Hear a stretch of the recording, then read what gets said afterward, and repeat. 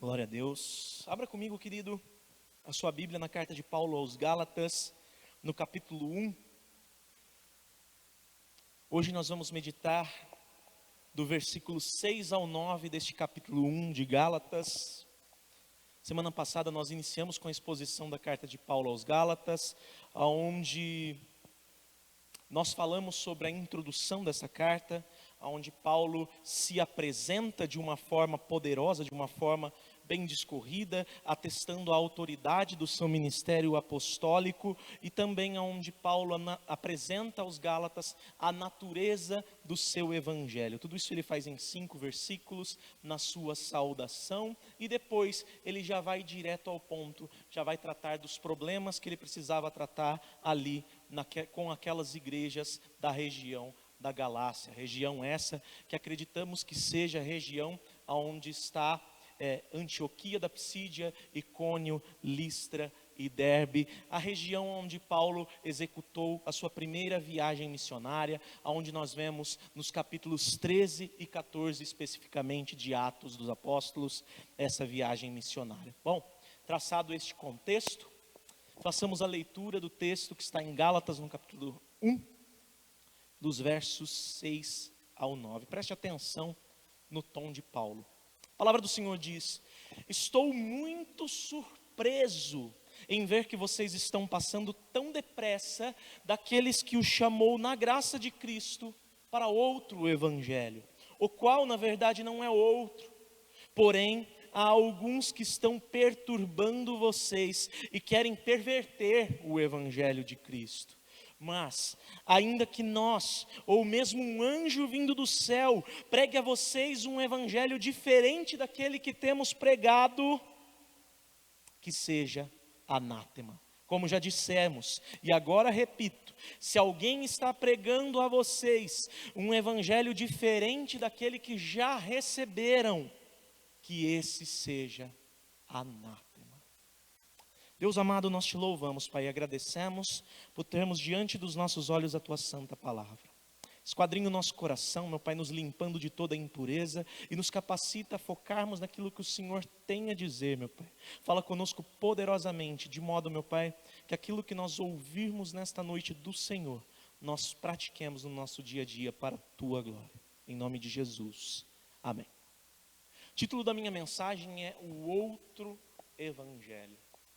Porque sem dúvida alguma, há temas na Bíblia Sagrada nos quais há margem para diferentes interpretações. Sim, há temas nos quais nós podemos interpretar de forma diferente de uma outra pessoa.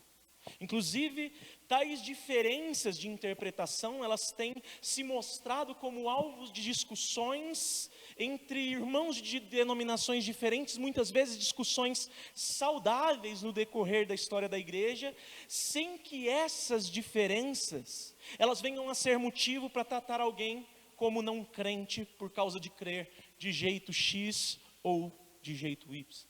Por exemplo, no tocante à doutrina das últimas coisas, a escatologia, nós temos uma margem para discutir se Jesus volta antes do milênio, depois do milênio, se o milênio é literal, se não é literal, ou então se Jesus volta antes da grande tribulação, depois da grande tribulação, no meio da grande tribulação, ou então se a volta de Jesus é iminente, pode acontecer já, ou se há algum evento que deve acontecer que marca o tempo da volta do Senhor. Enfim, a própria Bíblia, ela deixa algumas margens para se discutir em dada medida alguns temas sem que se desconsiderem o texto bíblico, e um dos temas é a doutrina das últimas coisas. Outro exemplo, no tocante à doutrina do homem, nós temos uma margem para discutir se o homem ele é construído, ele é constituído de forma dicotômica, tendo corpo e alma ou espírito, ou de forma tricotômica, tendo corpo e alma e espírito. Ou até mesmo, ainda quanto à antropologia bíblica, até onde vai a liberdade humana ou não na sua relação com a soberania de Deus. Isso com limites, sem que se venha desconsiderar o texto bíblico. A gente tem alguma margem para discordar ou interpretar. Nós podemos até discutir diferentes tipos de batismo, diferentes formas nas quais a ceia do Senhor deve ser ministrada, sem que se desconsidere o texto bíblico e sem que a gente venha tratar ninguém como herege ou como descrente por causa daquela opinião. Porém, nós temos que ter em mente que existem alguns temas, existem temas nas Escrituras cuja interpretação é inegociável. Ou seja, não existem duas possíveis interpretações. Sendo que se houver uma segunda interpretação, na verdade, nós temos uma heresia. Nós temos uma falsa verdade. Uma falsa verdade é uma mentira. Por exemplo, no tocante à doutrina da salvação. A salvação é pela graça. Não existe espaço para discussão. Não existe salvação por obras na Bíblia.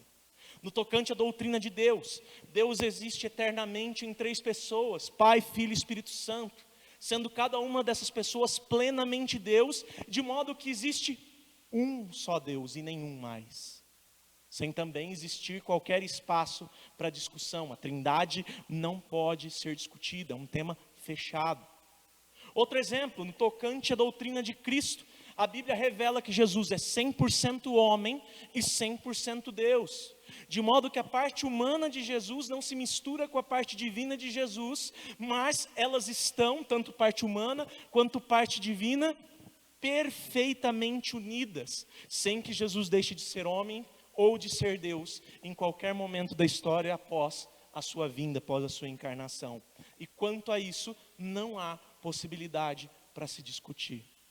Além disso, embora se possa discutir sobre aspectos da volta de Jesus, uma coisa que não pode ser discutida quanto à escatologia: Jesus vai voltar, isso é fato, isso não tem discussão. A Bíblia fala que Jesus vai voltar e não tem outra interpretação. E ele vai voltar e todo olho verá, então ele ainda não voltou. E igualmente, não se há margem para discutir sobre a autoridade da Bíblia, nem para se colocar ou tirar qualquer texto dela. Ou seja, a Bíblia é a palavra de Deus, ela não contém a palavra de Deus, ela é a palavra de Deus infalível, inerrante e imutável. Do mesmo jeito que não há margem para discutir se Jesus morreu ou ressuscitou de verdade, porque todas essas, queridos, são doutrinas fechadas, são doutrinas que estão na Bíblia e que fazem parte daquilo que nós conhecemos como o Evangelho, como o único e verdadeiro Evangelho. Acontece, como nós vimos semana passada, que a estratégia de Satanás e dos demais inimigos do Evangelho de promover perseguição não é uma estratégia que funciona sempre. Porque na maioria das vezes, quando a estratégia da perseguição ela fica muito dura, muito intensa, o que acontece é que os crentes eles vão se tornando mais fortes. O que acontece é que a igreja vai se fortalecendo e a igreja cresce, ela avança, ela aumenta de tamanho ao invés de encolher. E então, quando a perseguição ela passa a parar de funcionar, aí Satanás começa a mudar de estratégia. E ele para de perseguir a igreja por um tempo, mas ele começa a enviar servos dele para se infiltrarem na igreja. E uma vez infiltrados na igreja, esses enviados de Satanás, eles começam a se esforçar para fazer o quê? Para distorcer as doutrinas básicas que a igreja acredita. De modo que a igreja venha a rachar, venha a se dividir, venha a ter brigas, discussões, venha a dar mau testemunho e até mesmo que pessoas da igreja venham a abandonar a fé. Estratégia de Satanás, se infiltrar na igreja.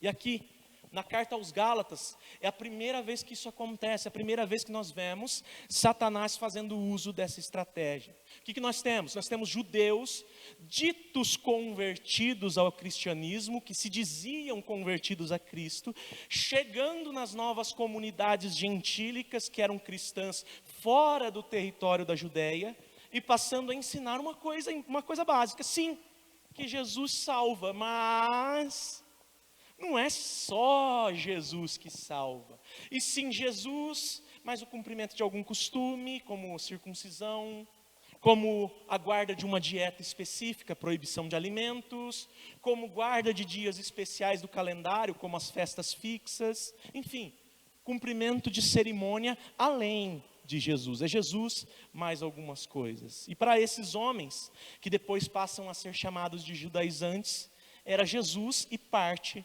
daquilo que nós conhecemos como lei, mas não a lei moral, a lei cerimonial dada por Deus a Moisés. Qual que é o problema? O problema é que Jesus mais alguma outra coisa, Jesus mais uma regra, não é a mensagem do Evangelho. E se não é a mensagem do Evangelho que está sendo pregado, o que está sendo pregado é uma mentira. E se é uma mentira, nós precisamos rejeitar. O que estava acontecendo é que esses judaizantes, eles estavam questionando tanto o apostolado de Paulo, o ministério apostólico de Paulo, quanto o evangelho que Paulo pregava.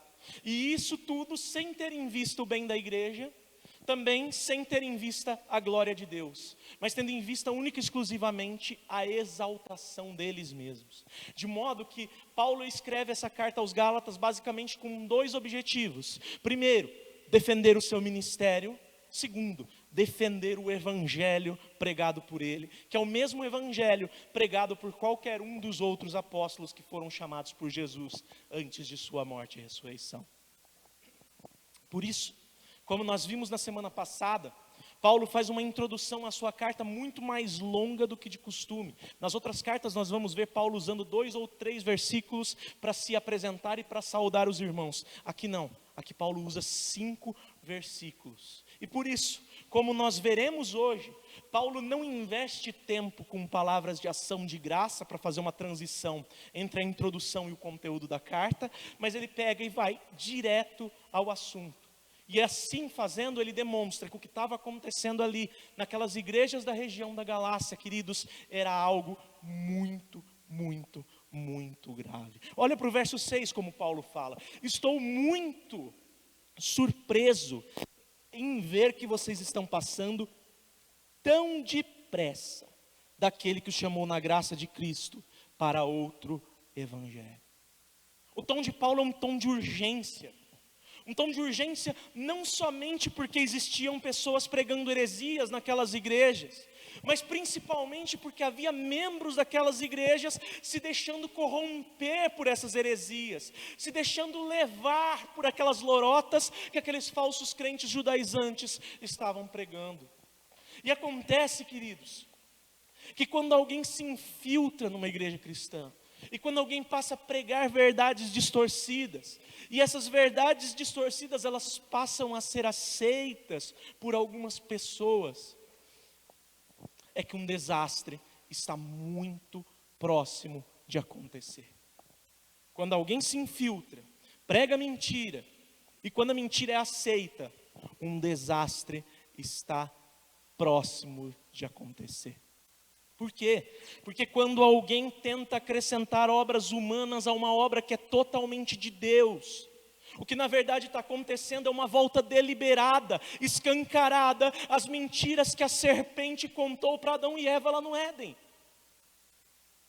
Quando alguém se infiltra na igreja e prega o evangelho, mas não só o evangelho, e começa a dizer que a gente é salvo pela graça, mas que a gente também tem que fazer alguma coisinha, porque senão Deus não aceita a salvação da gente como verdadeira. Esse alguém está dizendo de uma forma ou de outra, que está tudo bem nós querermos ser como Deus, e comermos de um fruto proibido para que isso se torne realidade. Meus irmãos, isso é algo gravíssimo. A salvação é uma obra de Deus, do começo ao fim, a qual Ele concede aos homens por sua livre graça. Se nós de alguma forma quisermos ter parte nisso, ou como eu já ouvi pessoas até que já foram de dentro da igreja falando, se nós quisermos de alguma forma fazer por merecer essa salvação, meus irmãos, nós estamos tentando transferir a glória que é exclusivamente de Deus para nós mesmos. A salvação bíblica consiste no fato de que nós não merecemos nada, mas Deus fez tudo. O máximo que nós podemos fazer, e que ainda não é uma obra nossa, mas é obra de ação do Espírito Santo, é nos arrependermos do nosso pecado e recebermos Jesus como Senhor e Salvador pela fé. Se nós acharmos que podemos merecer algo da parte de Deus no tocante à salvação das nossas almas, na verdade nós estamos criando um conceito mentiroso, não somente a respeito da salvação, mas a respeito de nós mesmos. Por isso, irmão, se você acha que você pode fazer alguma coisa para mover o coração de Deus, se você acha que é salvo por Jesus, mas que tem que fazer por merecer essa salvação, eu tenho que te advertir agora, você está passando daquele que te chamou da graça de Cristo para outro evangelho. Não faça isso. Você só pode ser salvo, querido, porque Jesus morreu a morte que você merecia. E mais, você só pode ser salvo porque Jesus ressuscitou para uma vida que você não pode ter de si próprio, mas que hoje mesmo Ele te dá, se tão e somente você crer, porque Ele é a ressurreição e a vida. Veja o tom de Paulo, ele está muito surpreso, e está muito surpreso com algo. Ele está muito surpreso porque os Gálatas estão passando, e passando depressa daquele que os chamou na graça de Cristo para um outro evangelho. A surpresa de Paulo se dá porque o evangelho é uma mensagem eterna, que gera frutos eternos no coração daquele que crê. E ao ver os Gálatas deixando de lado esse evangelho, Paulo fica tão preocupado, mas tão preocupado, que ele se assusta. E ele fica preocupado basicamente por dois motivos. Primeiro, de ter corrido em vão, sabendo de todo o chamado de Deus, sabendo de todo o comissionamento da igreja, das orações investidas por aquele povo. E segundo, de o evangelho pregado por ele não servir para salvar aquelas pessoas na Galácia, mas sim para condenar. Por isso, vendo a gravidade do que estava acontecendo e do que poderia acontecer futuramente se os rumos ali não fossem corrigidos, que era a condenação ao inferno se continuasse assim, Paulo vem e decide intervir de uma forma tão dura. Meus irmãos, nenhum pastor que se preze, se alegre em ver uma pessoa se perdendo. Muito menos uma pessoa para quem esse pastor pregou o evangelho, para quem ele ensinou o evangelho. Por isso, pastor que é pastor, pega no pé, porque sabe que o evangelho rejeitado por um homem é uma decisão deliberada que está fazendo com que ele vá para o inferno. A pessoa. E só existe um evangelho. Por isso, e aqui eu não estou querendo me defender, porque essa não é a minha função. Quando o seu pastor, seja eu, seja qualquer outro pastor que aqui pastorear um dia, pregar de uma forma mais dura, ou te chamar a atenção por algo no evangelho que ele está enxergando, que você possa estar negligenciando, receba com alegria, porque ele se preocupa com a sua alma. Paulo estava preocupado, Paulo estava surpreso, porque os Gálatas estavam passando depressa para outro evangelho. E a ideia que Paulo usa de passar para aqui, segundo o texto grego, é uma ideia de transferir fidelidade para outro, transferir a confiança para outro. Era uma expressão bastante usada no contexto militar. Era como se os soldados de Cristo ajuntados naquele quartel-general, naquelas igrejas da Galácia, eles estivessem desertando do exército no qual eles estavam servindo. E eles fazendo isso muito rápido, era algo assustador. Paulo diz que eles estavam fazendo isso, que eles estavam passando para outro evangelho, daquele que os chamou da graça, tão depressa, justamente porque acredita-se que essas igrejas tinham sido plantadas somente cerca de 1 ano antes da escrita dessa carta. Ou seja, não tinha tempo nem deles sequer perderem o primeiro amor por causa das mazelas do dia a dia. Eles estavam transferindo a fidelidade que eles tinham em Cristo para outro. Estavam fazendo isso muito rápido, segundo Paulo. Agora note algo. Apesar da grave acusação de Paulo, havia esperança. Paulo não trata em momento nenhum que não havia esperança. Ele trata como se houvesse esperança.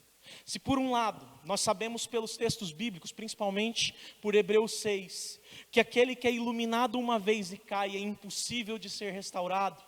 Por outro lado, aqui Paulo considera que aqueles homens da Galácia ainda não tinham caído.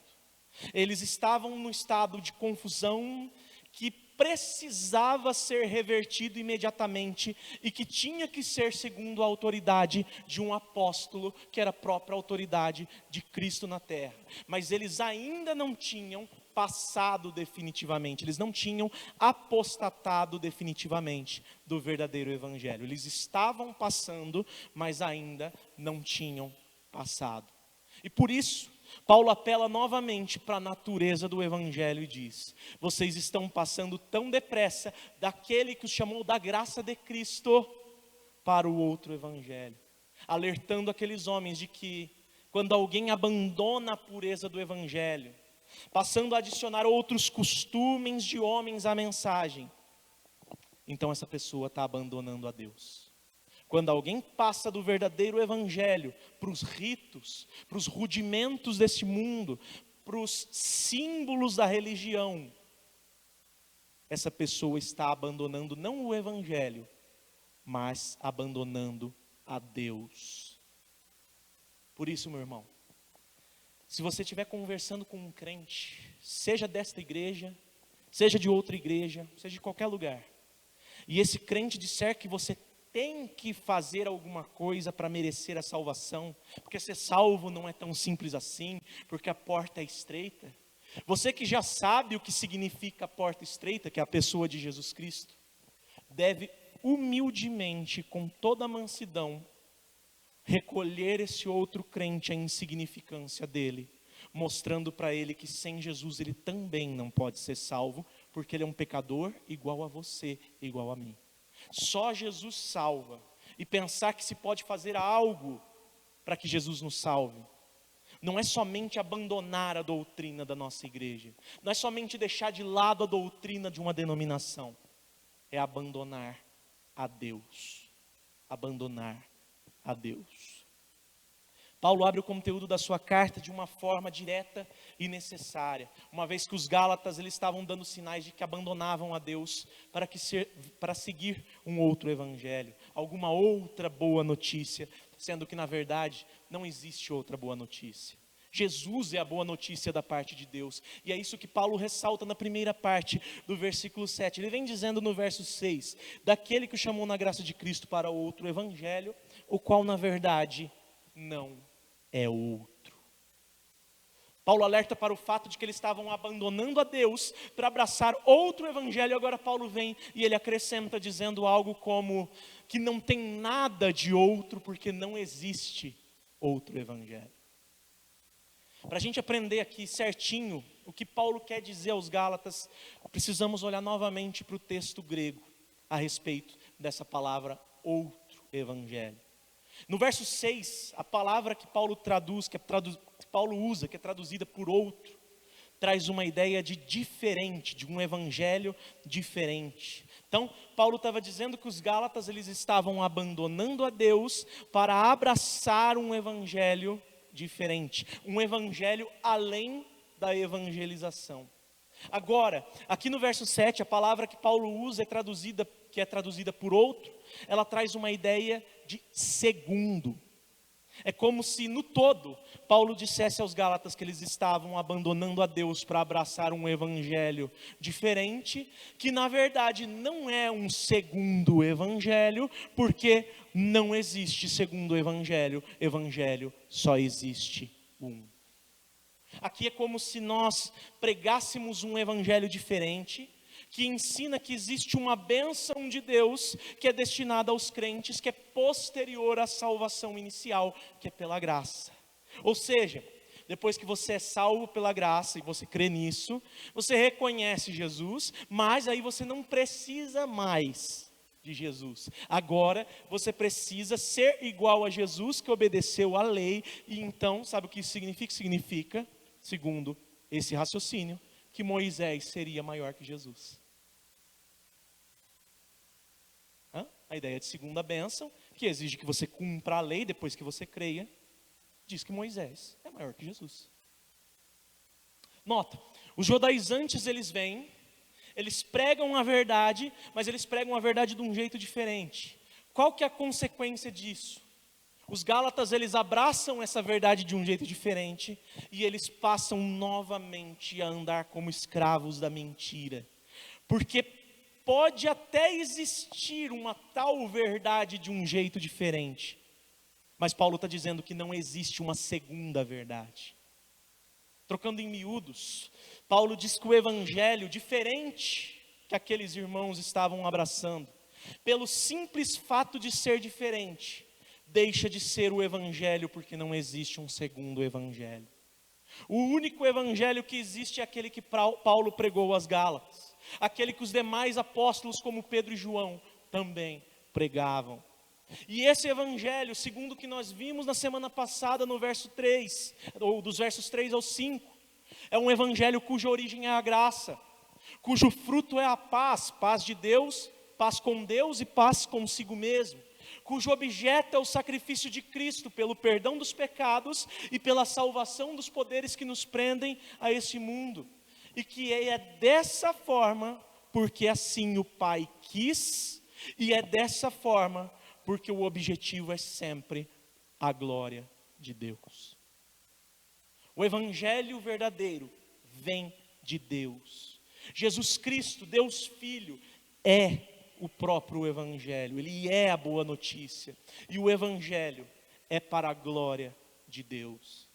De modo que, se eu digo que eu preciso fazer alguma coisa com a força do meu braço, para então, só então Deus aceitar o sacrifício de Cristo, então eu estou atraindo glória não para Deus, mas para mim mesmo. E esse não é o evangelho. E aqui eu quero fazer um parêntese sobre o movimento pentecostal em geral. E aqui eu não estou falando mal das pessoas pentecostais, mas eu estou falando da doutrina pentecostal. Eu disse há pouco que o conjunto de expressões contidas no versos 6 e 7 são como se nós pregássemos um evangelho diferente que ensina uma bênção de Deus destinada aos crentes posterior à salvação inicial, que é pela graça. E essa segunda bênção, logicamente, ela seria buscada pelos crentes. Primeiro Deus salva pela graça, depois tem uma segunda bênção que a gente buscaria pelos nossos esforços. Alguém já ouviu alguma coisa assim? Não? Parece familiar? Igrejas pentecostais acreditam que você é salvo sim quando crê, você é salvo pela fé, mas depois que você é salvo, aí você pode receber uma segunda bênção, um segundo batismo. Você pode se esforçar e buscar e receber um batismo com o Espírito Santo, e isso é heresia. Heresia. A Bíblia diz que todos nós somos batizados quando cremos, havendo um só batismo. Não vimos isso semana passada? Michele. 1 Coríntios 12:33 diz que todos os crentes já foram batizados com o Espírito Santo no momento que creram. E Efésios 1:13 diz que no momento em que nós aceitamos a verdade do Evangelho, nós somos selados com o Espírito Santo, o Espírito da verdade. Então, não existe segunda bênção. Fecha parênteses. Bênção é a salvação em Cristo. A verdade que Paulo quer comunicar aos Gálatas é que todo o evangelho diferente que puder existir não é o verdadeiro evangelho, porque não há um segundo evangelho. Que talvez nos deva levar a pensar sobre alguns possíveis outros evangelhos, entre aspas, existentes na praça, existentes no nosso meio até muitas vezes. O primeiro deles, o evangelho dos usos e costumes. Começo por esse porque esse aí é fácil de perceber. Isso é óbvio. Dizem assim, se você é crente, se você crê em Jesus, então agora você precisa mudar o seu jeito de se vestir, você precisa mudar o seu jeito de falar, você precisa mudar seu corte de cabelo, você precisa mudar sua maquiagem se você for mulher, você precisa mudar uma certa de coisas de aparência, porque senão você não vai ser salvo. Isso é outro evangelho, isso não é evangelho. Segundo, e aqui começa a ficar mais perigoso, o evangelho da fé. Mas o evangelho não é pela fé? Presta atenção. O evangelho verdadeiro diz que nós somos salvos pela graça, mediante a fé, que isso não vem de nós, mas é dom de Deus. Só que chegam alguns e dizem que para sermos salvos, nós precisamos aumentar a nossa fé. Então, a nossa salvação ela seria medida pelo nível que Deus enxerga da nossa fé, pelo nosso nível de entrega. Então, aí a gente ora mais para a gente ser salvo. Aí a gente vai mais para a igreja para buscar a nossa salvação e não ao Salvador. E aí a gente jejua, porque senão Deus não vai olhar para a gente, não vai reparar na gente. Nós precisamos de muita fé para ser notado por Deus, porque segundo uma interpretação errada do versículo lá de Hebreus, sem fé é impossível agradar a Deus. Nós temos que tomar cuidado com isso, porque isso também é outro evangelho. Queridos, não é a fé que salva, é Jesus que nos salva e nos convoca para crermos nele como sinal da nossa salvação. Mas não é a fé que salva.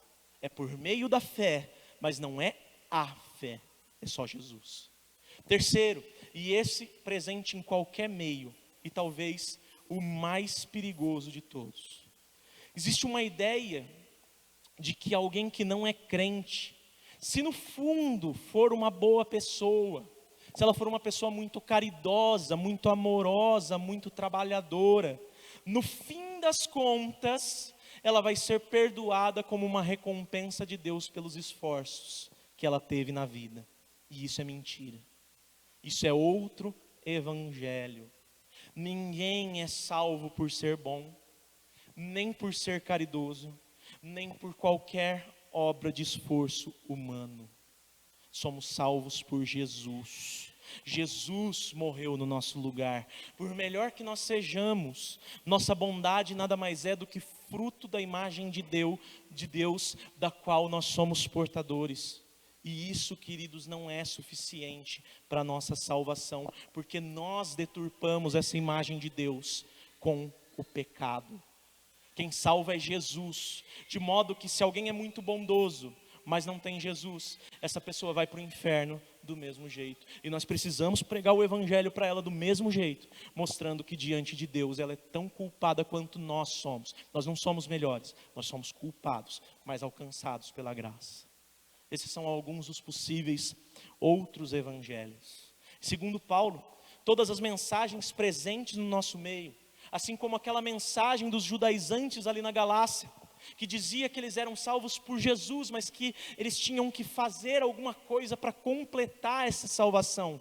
Elas são perversões, distorções humanas de um evangelho que é totalmente divino. E é isso que Paulo mostra aqui na continuidade do texto, na segunda parte do versículo 7, o qual na verdade não é outro. Porém, há alguns que estão perturbando vocês e querem perverter o evangelho de Cristo.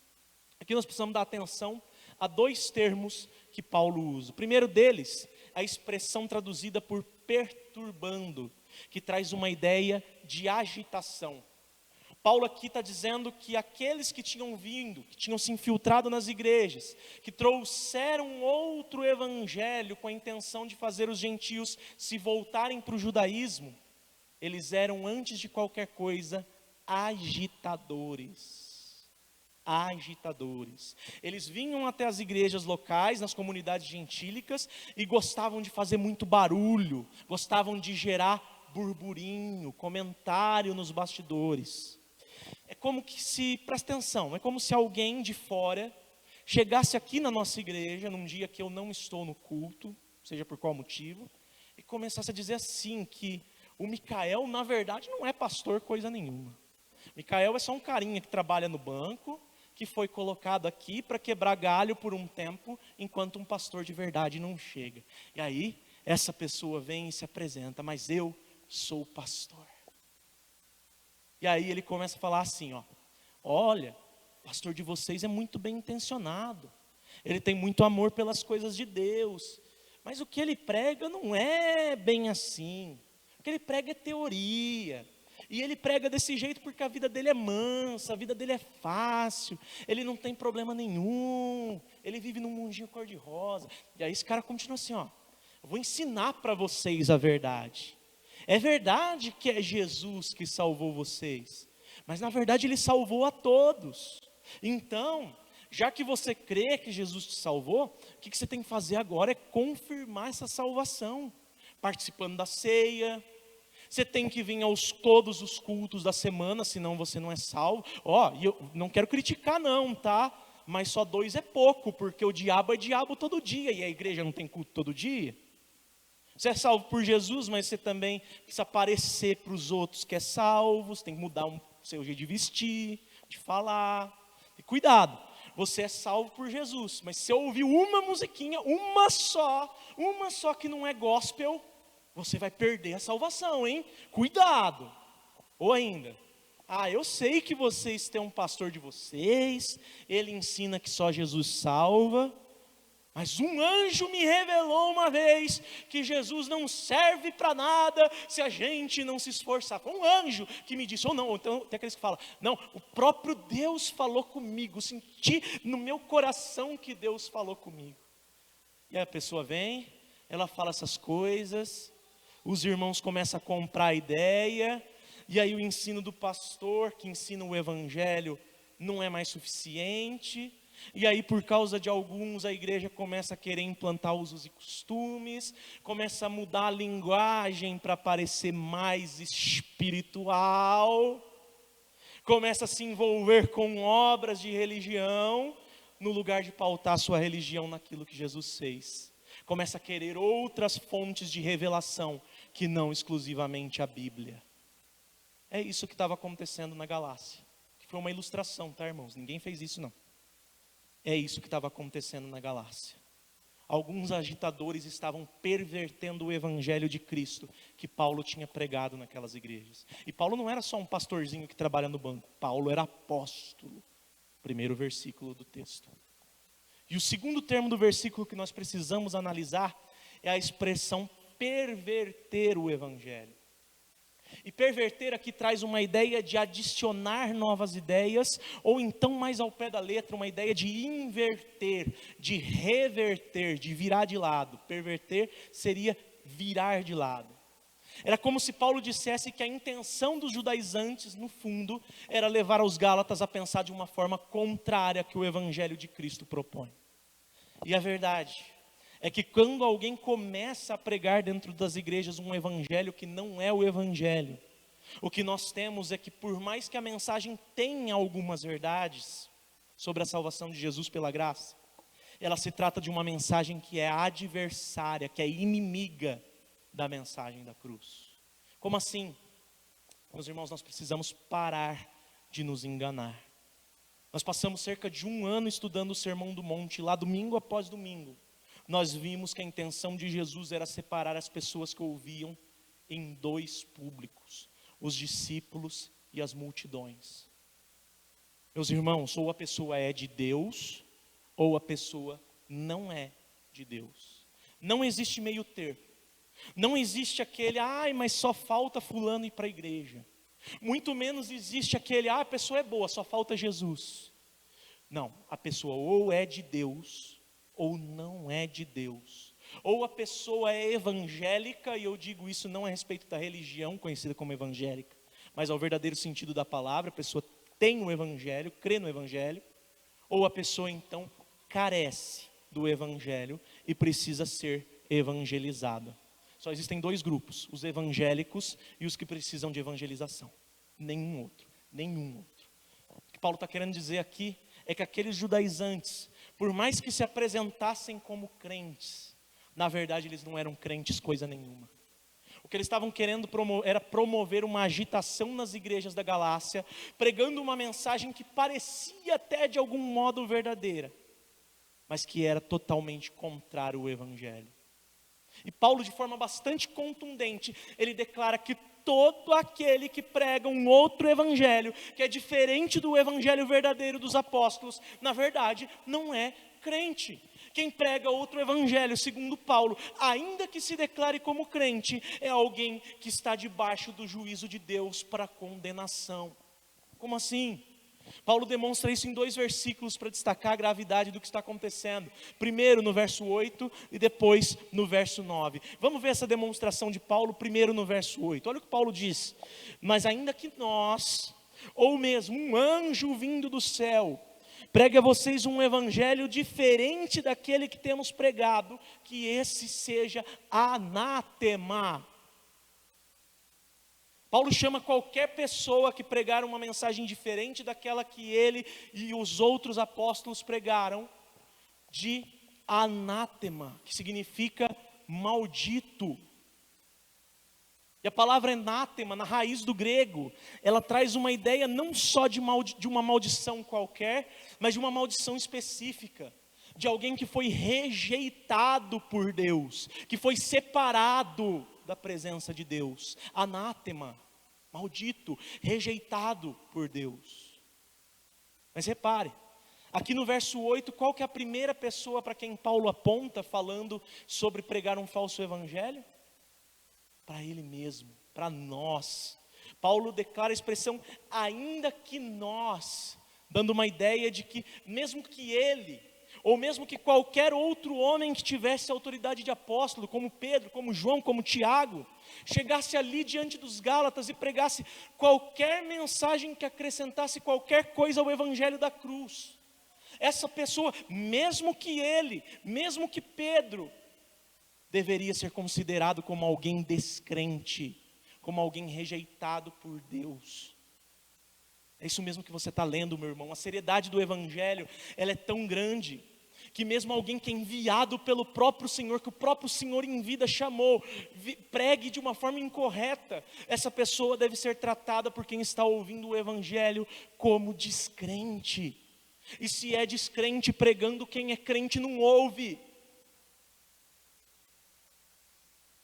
Paulo tenta convencer os Gálatas da gravidade do pecado deles, ao considerar abandonar o evangelho para seguir as fábulas, mostrando que não importa se ele ou mesmo Pedro é quem estavam pregando ou não.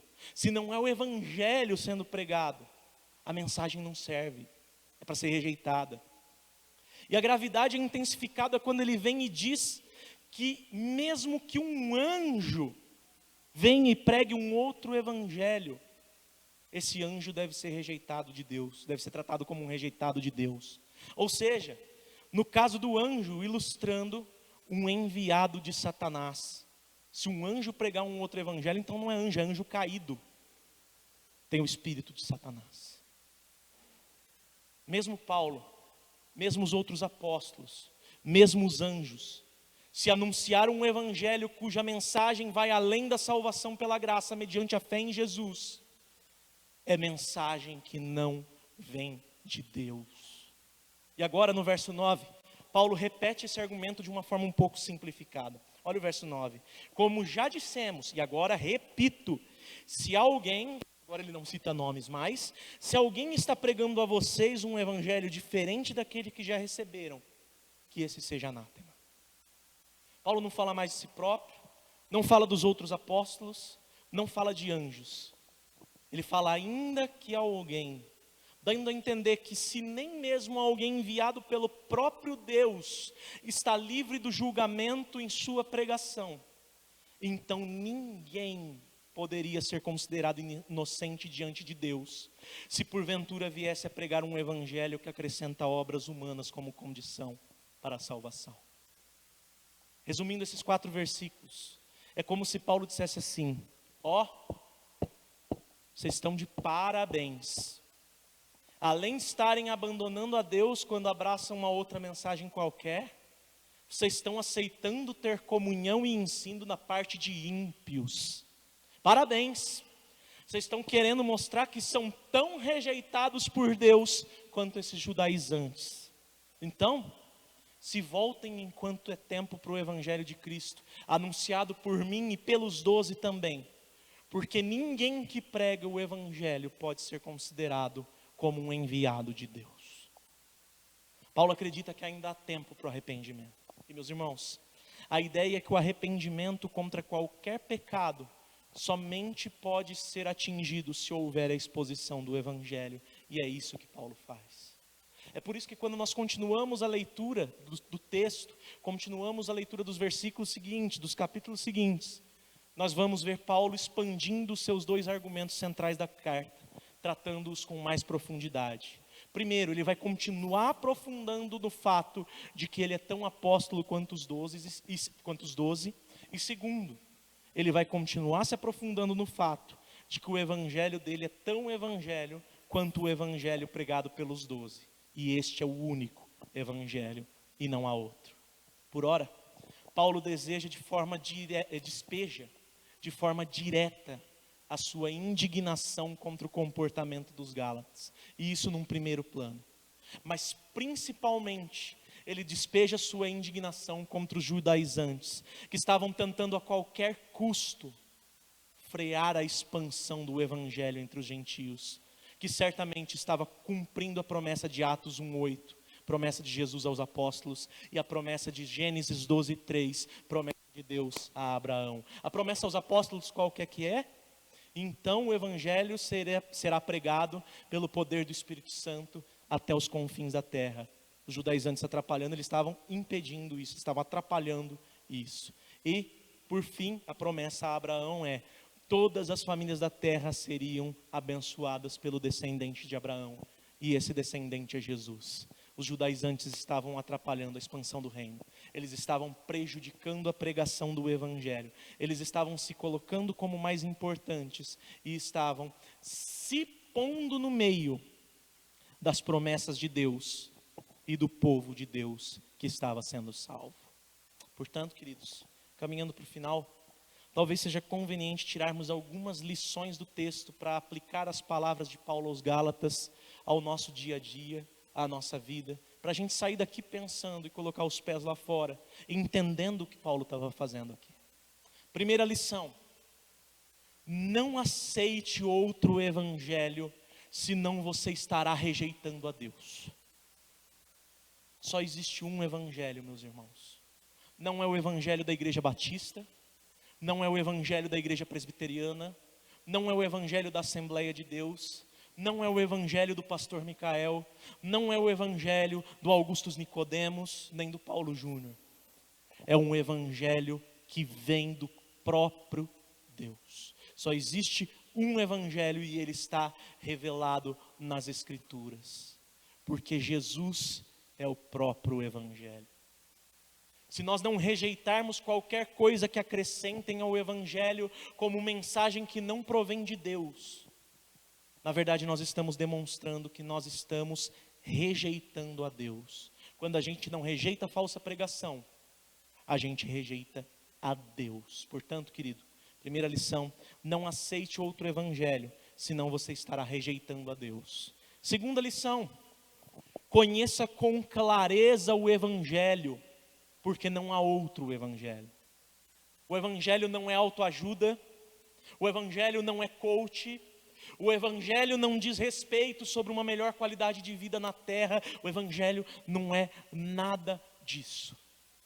O evangelho é uma boa notícia na qual um homem, criado em estado de inocência por Deus, conforme sua imagem e semelhança, deixou esse estado de inocência pecando contra o seu Criador, pecando contra Deus.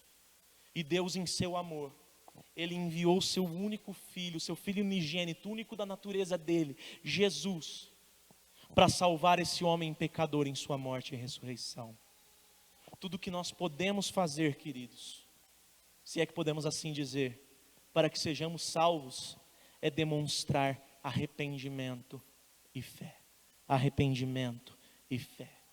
Portanto, a segunda lição: conheça com clareza o evangelho, porque não há outro evangelho.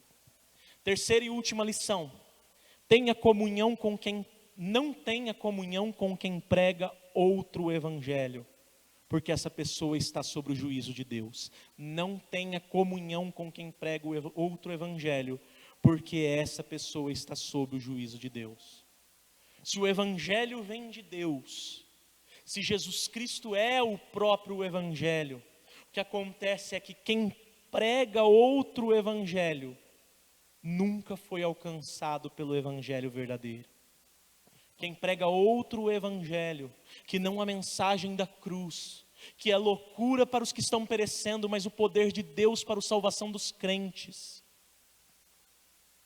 Se alguém prega outro evangelho, essa pessoa não é crente, não é cristã. E nós devemos pregar o evangelho a essas pessoas. Pregar sim o evangelho, mas até dada a medida em que a soberba deles não rejeite. Porque o Senhor mesmo fala no Sermão do Monte: não deem aos cães o que é santo, nem lancem vossas pérolas aos porcos. Tudo tem limite. Portanto, nós devemos pregar o evangelho ao falso evangelista, mas se ele rejeitar e falar: não, eu estou certo, não, Deus falou comigo, eu acho, eu sinto. Para de jogar pérolas aos porcos. E pior, e mais, não ande com ele para não se assentar à roda dos escarnecedores. Terceira e última lição: não tenha comunhão com quem prega outro evangelho, porque essa pessoa está sob o juízo de Deus. Para concluir a mensagem, talvez seja interessante nós propormos alguns testes para saber se a mensagem que pregam a nós é ou não é o verdadeiro evangelho. Alguns testes, eu propus aqui 2 testes. Primeiro teste, nós precisamos analisar a substância do evangelho. A mensagem que é pregada, ela exalta a graça, ela exalta a obra da cruz.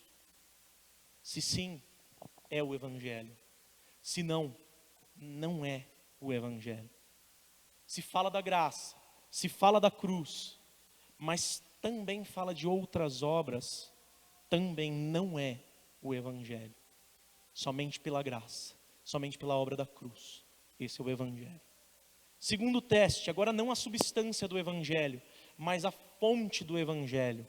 De onde provém a mensagem que estão pregando para nós? Ela é da Bíblia toda? Ela é em consonância com o que a Bíblia toda diz?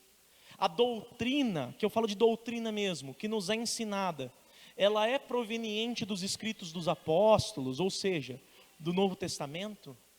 Se sim, é o evangelho. Se não, não é o evangelho. Se mais ou menos, não é o evangelho. Se prega sobre a Bíblia, não é o evangelho. Se prega a Bíblia, é o evangelho. Tem diferença.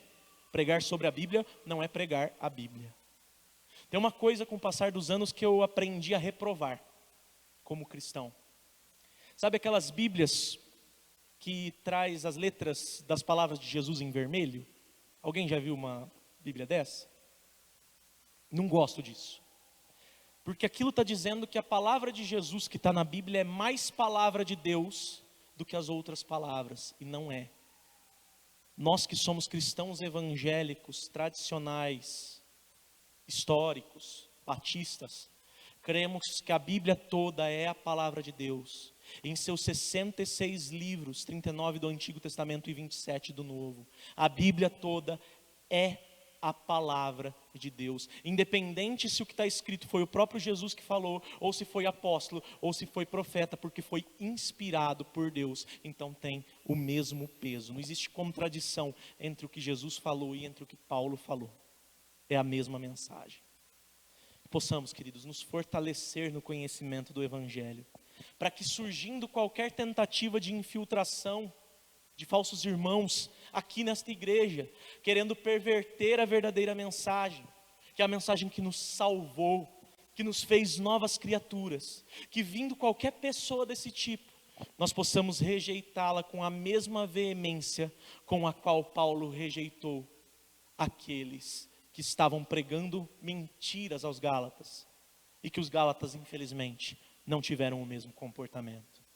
Se tem um conselho que eu deixo aqui desta mensagem aos irmãos, certamente é: conheça a Deus. Como que eu conheço a Deus? Conheça o Evangelho. Conheça o Evangelho. Porque não há outro Evangelho. Só há um Evangelho. Amém? Deus soberano, nós te louvamos, Pai. Te exaltamos e glorificamos ao teu santo nome. Agradecidos por tua graça, por teu infinito amor, por tuas misericórdias, por falares conosco, meu Pai, mesmo quando o nosso coração está insensível, mesmo quando nós estamos endurecidos e não queremos ouvir a tua palavra. Obrigado por trazer até nós, meu Pai, a essência do Teu Evangelho, o qual não há outro, meu Pai, só o Teu, somente o Teu, pelo qual nós somos salvos, meu Pai, mediante a fé naquele que se entregou por nós. Consolida no nosso coração, meu Deus, as certezas de que tudo quanto nós fazemos aqui, Pai, nós fazemos para a glória do Senhor, por amor ao Senhor, porque o Senhor nos alcançou graciosamente, sem que merecêssemos, mas sendo tratados como preciosos, como a menina dos olhos do Senhor. Obrigado, Pai, por tão grande amor. Obrigado, Senhor, por tão grande e maravilhosa mensagem, tão grande que nós muitas vezes nós nem conseguimos humanamente compreender, mas que nós precisamos recebê-la pela fé, segundo o Teu despertamento. Desperta-nos para isso, Pai, desperta cada vez mais pessoas a receber este Evangelho pela fé, para a glória do Teu santo nome. Essa é a minha oração, Pai, no nome de Jesus. Amém.